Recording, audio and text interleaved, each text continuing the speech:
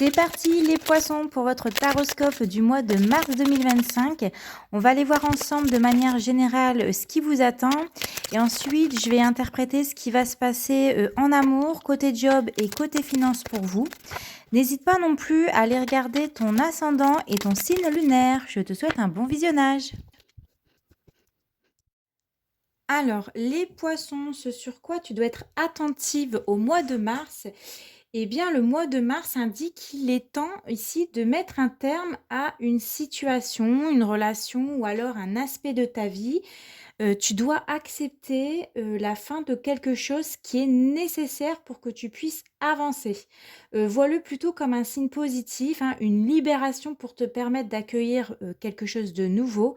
N'aie pas peur, de perdre des choses auxquelles tu t'es accroché et qui ne sont pas ou plus, bonnes pour toi.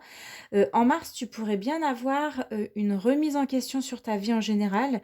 Il y a des changements qui se préparent pour toi. Tu as juste à lâcher prise, à accepter ici la fin, de certaines situations et d'accueillir ou de célébrer le renouveau.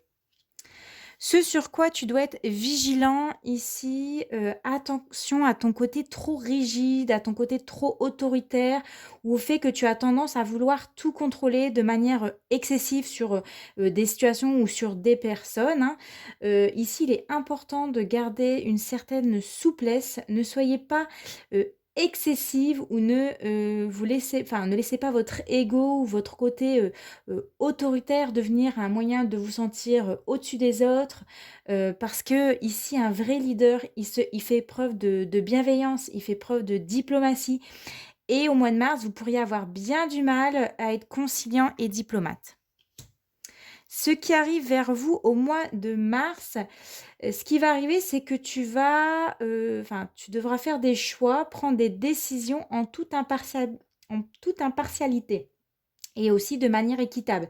Là, tu seras en fait confronté à faire un choix qui demandera une réflexion, objective, équitable et équilibrée, hein. Vous devrez ici agir avec honnêteté, regarder, une situation en face et être, en face en toute objectivité, hein, et être capable de couper et de trancher, faire ce qui est le plus juste, pour vous par rapport à une situation. Le conseil, qu'est-ce qui te enfin, le conseil, le tarot, qu'est-ce qu'il te conseille pour le mois de mars?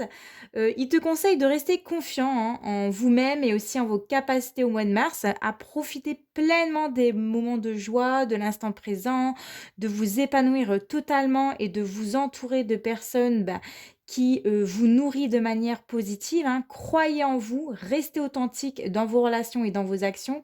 Ayez une attitude ouverte et positive et appréciez les choses, simples de la vie. On va aller voir côté sentimental, qu'est-ce qui se passe pour vous au mois de mars, côté professionnel et côté finance. Alors, côté cœur, on a la papesse, on a le roi d'épée, on a un couple ici, hein. La papesse, elle va représenter une femme discrète, secrète, qui prend son temps pour réfléchir, qui prend son temps pour connaître une personne, qui va au fond des choses, hein, qui va vraiment creuser plus profondément pour connaître une personne.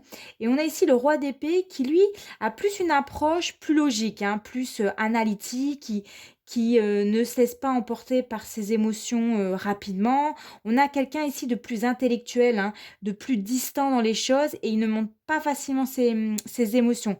Donc en fait, lorsque ces deux personnes se rencontrent en amour, on vous conseille d'adopter une approche plus douce, alliant intuition et logique, prendre le temps de bien connaître la personne et sur ses véritables sentiments, tout en gardant une certaine forme, de distance ou plutôt de discernement, hein, pour avancer dans une relation de manière, juste et équilibrée. Ça va plus concerner les célibataires. Pour les couples, il va s'agir de rester ouvert aux signes de votre partenaire, hein, qui a besoin peut-être de plus de temps, de réflexion pour avancer dans la relation par rapport à vous. Ça peut être aussi un signal, qui vous dit qu'il est temps de, découvrir quelque chose de caché, hein, d'apprendre quelque chose de nouveau sur votre partenaire qui n'a pas été dévoilé jusqu'à maintenant. Donc tenez-vous prêt à accepter une vérité, même si elle peut être, difficile à entendre. Côté job, on a l'empereur, on a, l'as d'épée. Ici, on parle de décisions importantes au mois de mars. Peut-être un renouvellement au niveau de votre, ou un renouvellement ou une nouvelle direction dans votre carrière. Vous devez en tout cas être clair et précis dans vos échanges professionnels et prendre des décisions claires et stratégiques avec une bonne communication. Et côté, finance, on a le page de pentacle, on a le 2 de pentacle. Bah, la clé, ça sera de trouver un équilibre ici entre la gestion de vos ressources, existantes et l'envie, bah, de vouloir dépenser.